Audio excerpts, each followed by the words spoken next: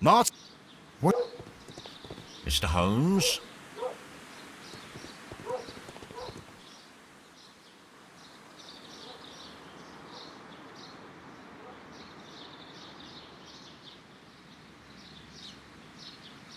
Farmhouse.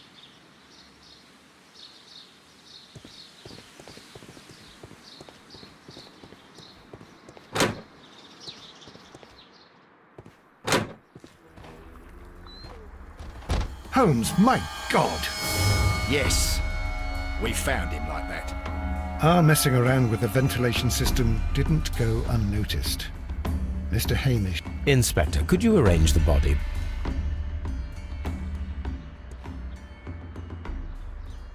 The mark around the neck is very visible. He died instantly.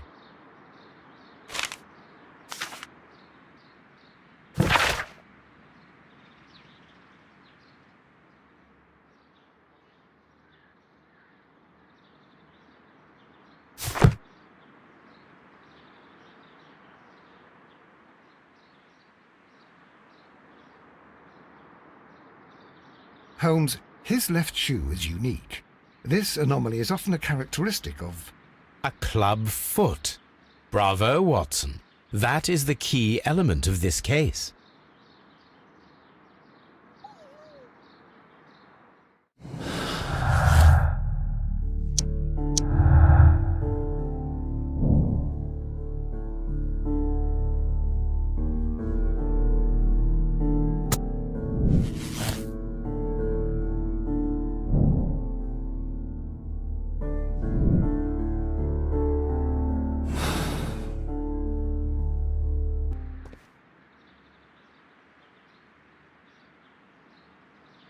Something about this rings very oddly. Why do you say that, Mr. Holmes? Why? Because of Mr. Hamish's club foot. Oh, I deserve to be kicked from here to Charing Cross. I should have noticed it. But, Mr. Holmes, I can't see why. No, I don't suppose you do. You must recall that Mr. Dunn was locked inside the Colonial Collection Room by the murderer. If it was Mr. Hamish, he would have had to run up to his workplace to trigger the fan situated above it. Well, it is... Perhaps, but it is rather strange that such a person as Mr. Hamish decided to base his plan on the speed of his gait. You mean to say that somebody... So the suicide... Correct. Mr. Hamish accuses only himself in his letter, and so the investigation stops. Possibly an accomplice, then? That idea had not occurred to me, Mr. Holmes. I have another idea. Thanks to the testimony that we have collected, we are able to rebuild the events as they took place that day. With a timeline, such as we did in the Jack the Ripper case. Precisely. The map at the entrance of Kew Gardens should help us with our timeline. Let us analyze the facts and statements so that we may recreate the events of that morning.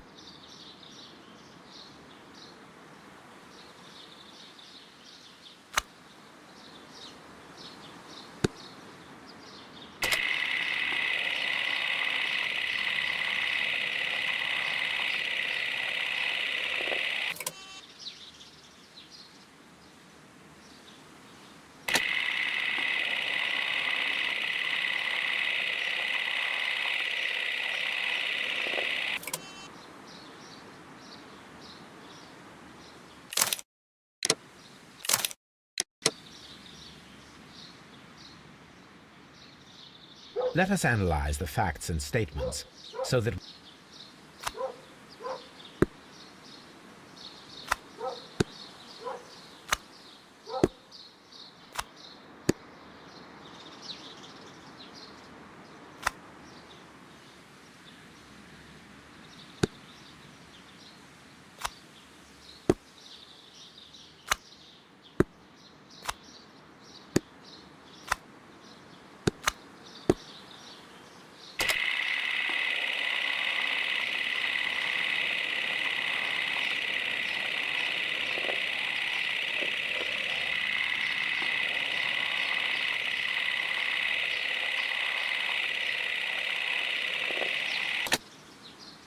Let us summarize. Montague Dunn was poisoned inside the Colonial Collection Room. He forced open the door, which means that someone locked him inside there at 10:20. Martin Hamish was last seen at 10:10. This means that he has approximately 10 minutes to lock the door of the Colonial Collection Room. Given that he was club-footed, it is doubtful. Albert also has 10 minutes to lock the door of the Colonial Collection Room, which is quite enough time. Miss White was last seen at 10 o'clock, which means that she had approximately 20 minutes to lock the door. More than enough time. Perfect, Watson. Now, let us ascertain who assisted Martin Hamish in killing Montague Dunn.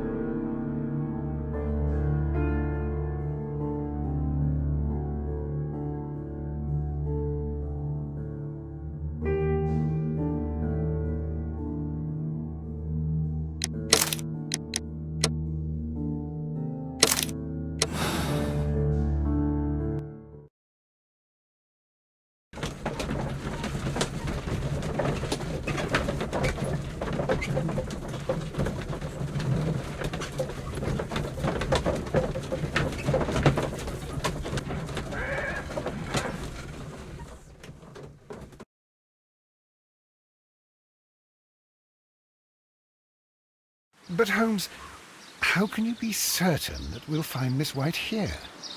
It is obvious, Watson. Just use your brain. I am using it. I do use it. Now that the rope has tightened around Martin Hamish, Miss White, after the suicide of her accomplice, there is one final trace remaining. The deadly plants of the Divine Syndicate. She will be... Very good. Just one moment. Now listen to me, Watson. I shall see her alone. You will conceal yourself behind her, quietly. Whatever... Nothing spectacular. The impulses of women have always been a mystery. All right. You can count on...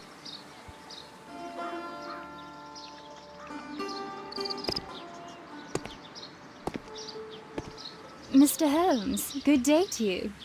You do not seem surprised, Miss White. Well, I was expecting you. Not for too long, I believe. So please tell me, as it is still unclear, who planned the murder? Was it you? You were wrong, Mr. Holmes. It was Martin Hamish, then. You managed to convince him to take on a more prominent role. You could not be further from the truth. You think that you can fool me? You don't care what I think. It is difficult to care about someone who is capable of pushing a man to his suicide. It is over, Miss White. The police will be here any minute. Over, perhaps. One moment you were here, and the next, you were on the other side.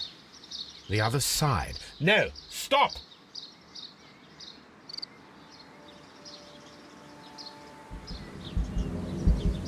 I beg you not to do this, Miss White. Don't come any closer.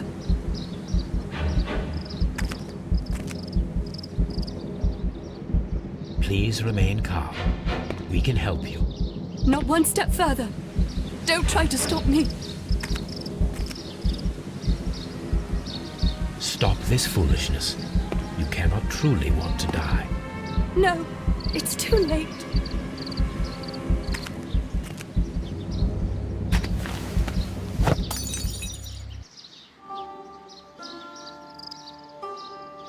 Well done, Watson. She was not faking. Miss White, you have no right to take your own life. Dr. Watson? Did you just save me? Or worse?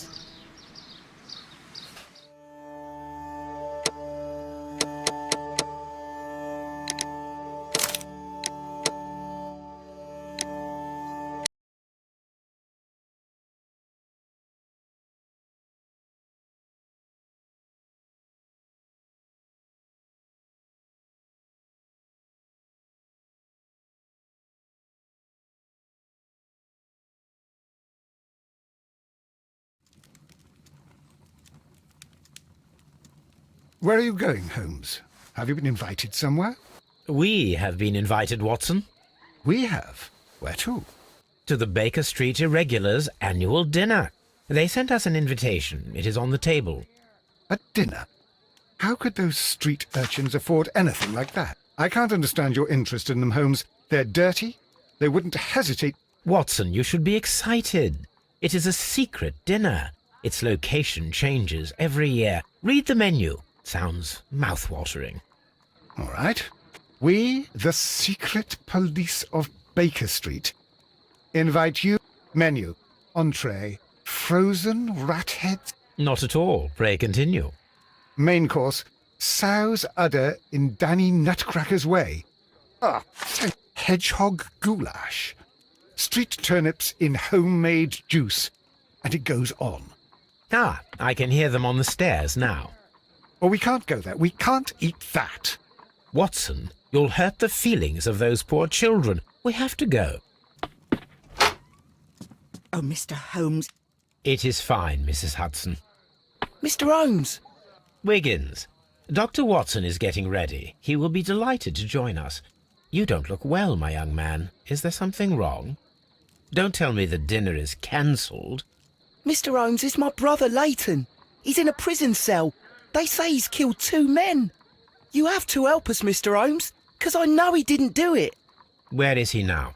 From what I've heard, they took him to the yard, and they gave him a good beating already. You know what they're like. They'll hang him. They won't look any further. Holmes, we have to help him. Well, and forget about the dinner.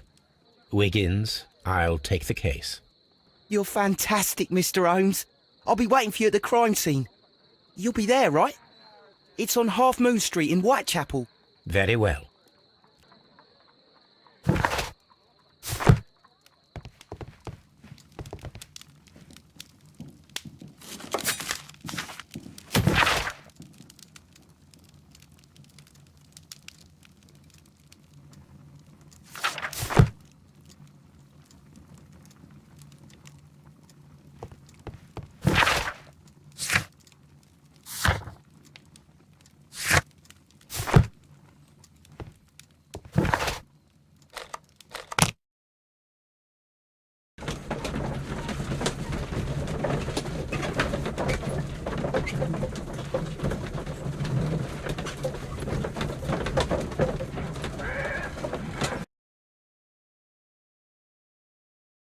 Mr. Holmes! Whatever... I'm interested in the case of young Leighton Chapman. He was arrested early... I beg your pardon? That case is quite clear to the police. Who knows? Look, you are free to investigate, of course, Mr. Holmes.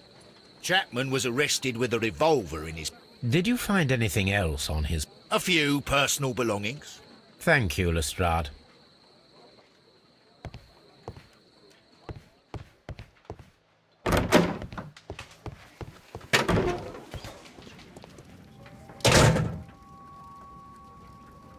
a cheap watch, bought with his own. These cigarettes are filled with cheap tobacco. So this is the gun that Leighton was holding when he... It seems as though the shells were not removed from the cylinder. It seems...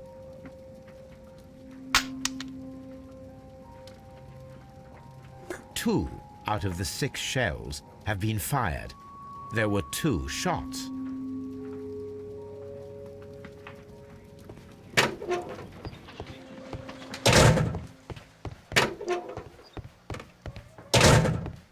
Please. Good evening, Mr. Chapman. Who are you? I've got nothing to say. It's all a mistake. Calm down, Leighton. I have come here to help you. To find out if you truly are innocent. My brother. You know him? Sherlock Holmes. Oh, blimey. All right, Mr. Holmes.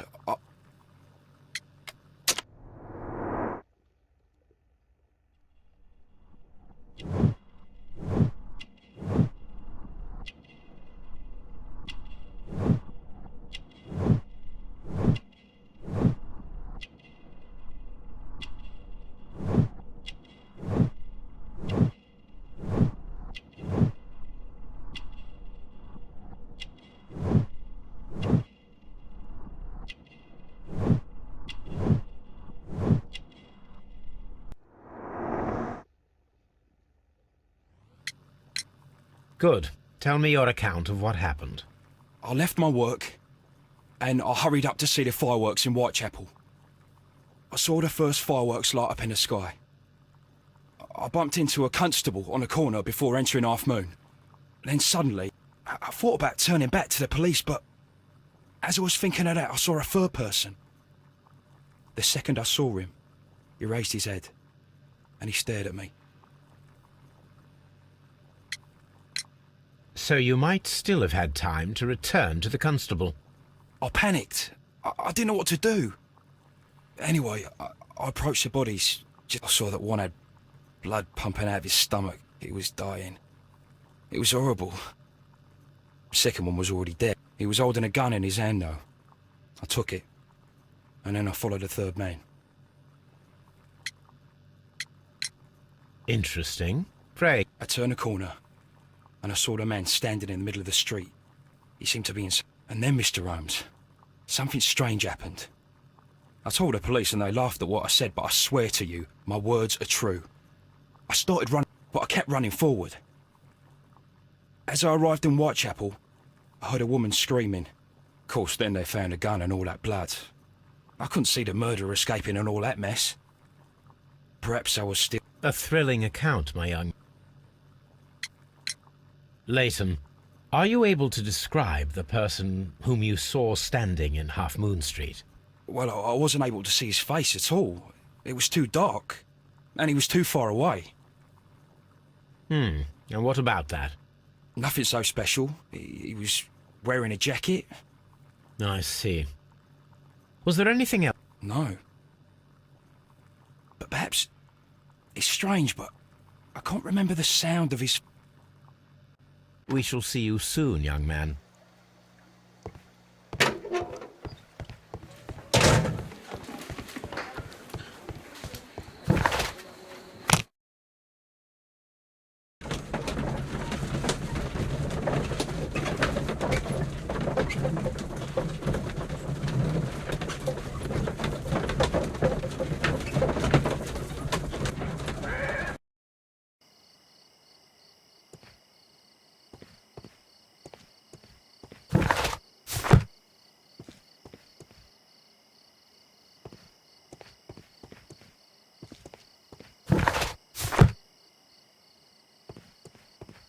Holmes, poor little Wiggins needs our help.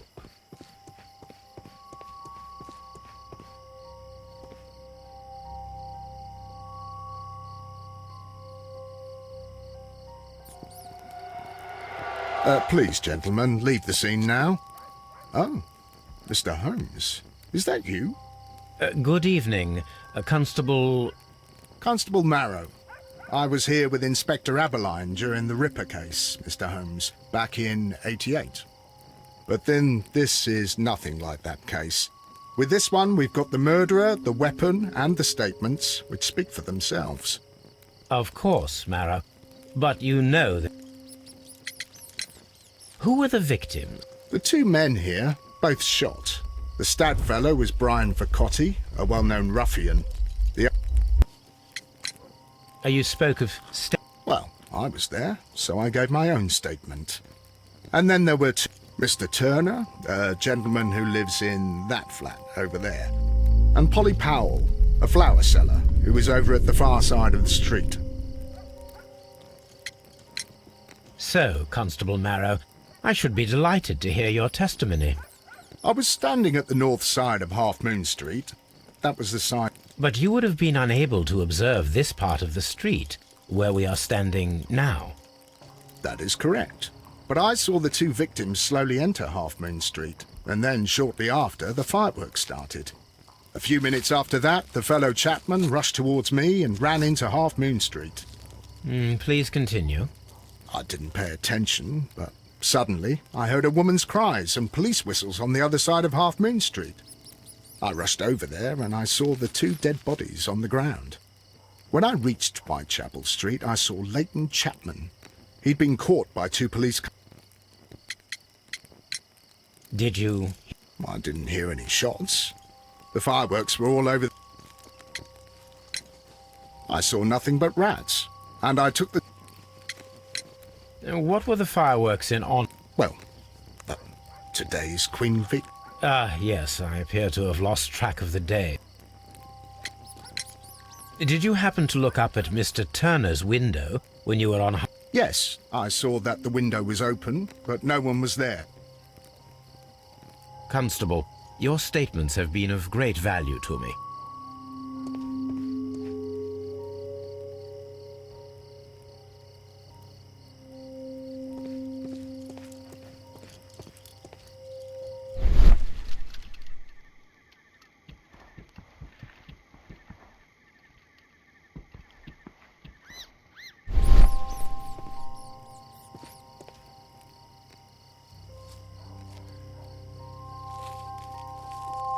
Brian Vacotti suffered greatly. What a terrible way to die. He tried to stop the bleeding with his hand. The bullet penetrated his stomach, a dreadful wound. A tattoo from Westgate Prison. Vacotti must have done some time there. Brian Vacotti and Leighton Chapman both have identical Westgate Prison tattoos. They were most likely acquainted.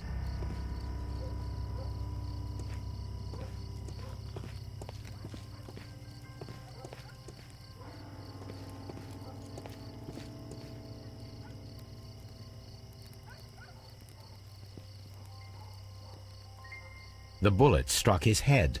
This man didn't stand a chance.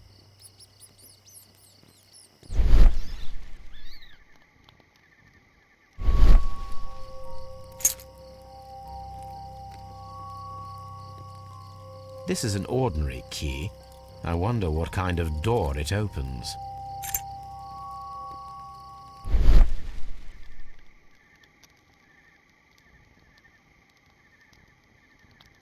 A piece of wood that has stuck between the cobblestones. Let us take a closer look.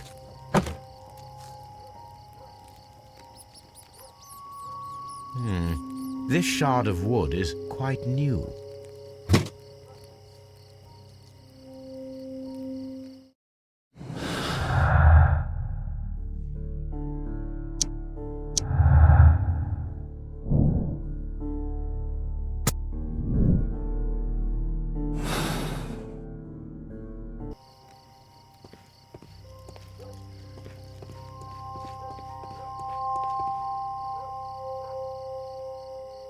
Good evening, Mr. Turner. I heard, Constable. Excellent. My...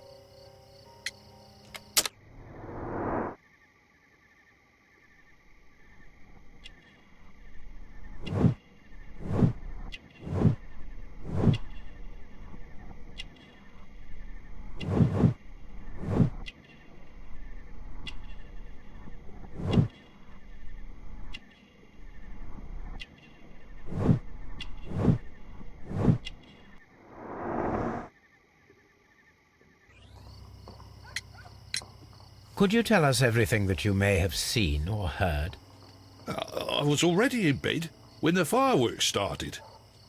Please continue. I quickly got up and I grabbed the lamp from my... I looked down and I saw two bodies. Where Well, near this body. Did he notice you? I don't think so. He rushed towards Whitechapel Street without looking around. Mr. Turner, did you see anyone else in the street? No, I saw no one but that man. Were the two shots you heard consecutive? Yes, there was a very short pause between them, and they sounded different somehow. It seemed to me that the second shot was louder than the first. That is an interesting comment. Mr. Turner, what were your actions after you stepped up to the window? I was afraid that the man with a gun might return, so I stayed close to the window till I saw the policeman coming in the Half Moon from Whitechapel. Then I walked out to tell them everything I saw. You have helped us a great deal, Mr. Turner.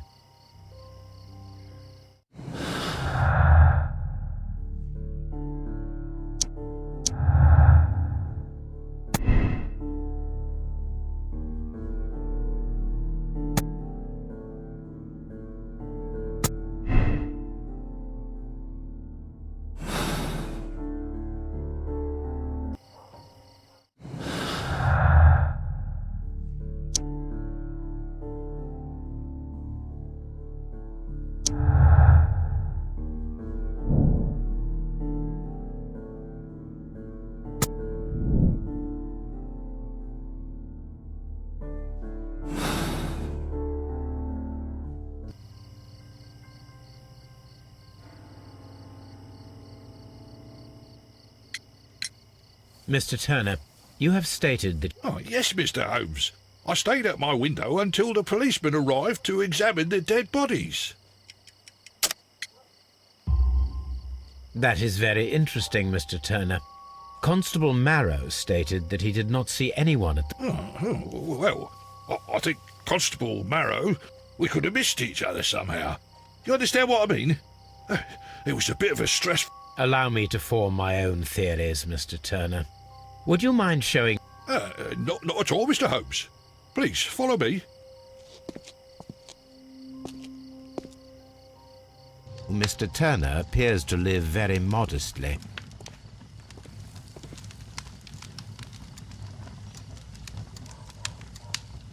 This fire is dying out. It was last tended to over an hour ago.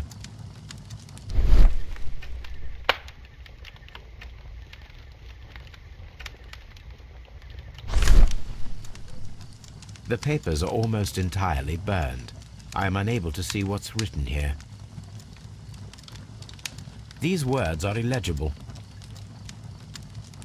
The papers were thrown into the fire just a short while ago.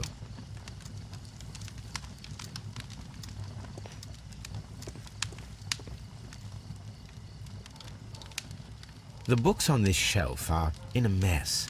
It looks...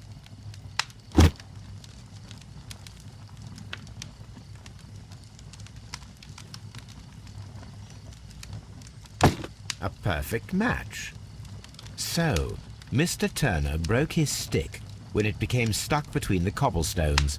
He did not mention that he was so near to the victims.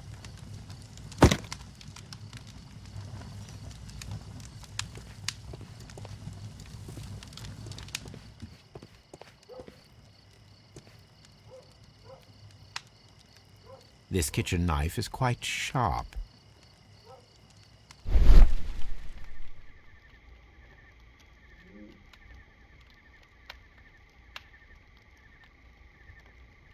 There are pieces of shredded paper scattered over the table.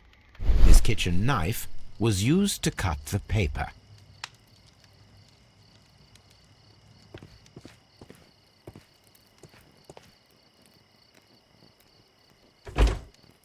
So, that's the view Mr. Turner had when he opened the window.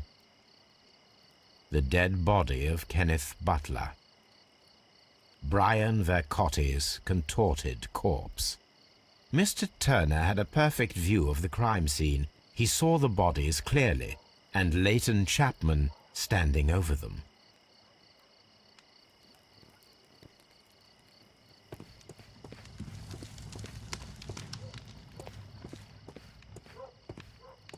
Mr. Turner was roused from his bed by the sound of gunshots.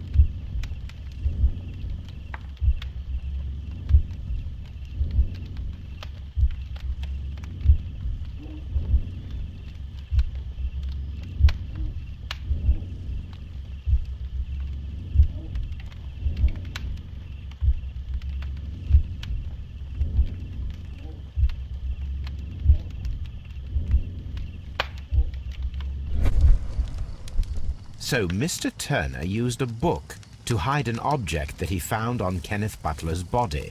The question is, what did he find?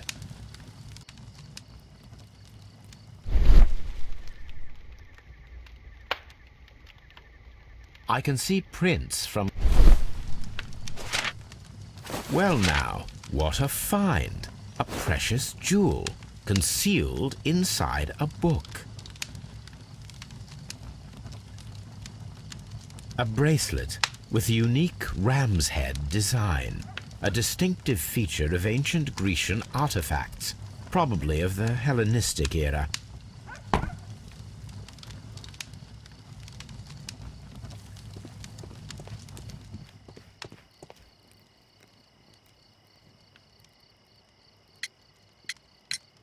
Mr. Turner, how would it be possible for a man of advanced years, such as yourself... Well, I'm able to move very quickly, despite my age. And when the situation requires it, Mr. Holmes. I highly doubt that, Mr. Turner. I observe that it would have taken at least 10 seconds for you to approach the window. That means you could have easily... You're right, Mr. Holmes. I could have missed something. But it did seem to me that everything happened so quickly. Oh, time can pull trick. And what... Mr. Holmes, I do assure you that the other things I said were most sincere. Mr. Turner, you were not sincere with me. Not then, and not now. But Mr. Holmes... This, Mr. Turner, does not look like anything that a poor man might possess. It is worth more than the home that you live in. I can explain. No, merely correct me if I am wrong.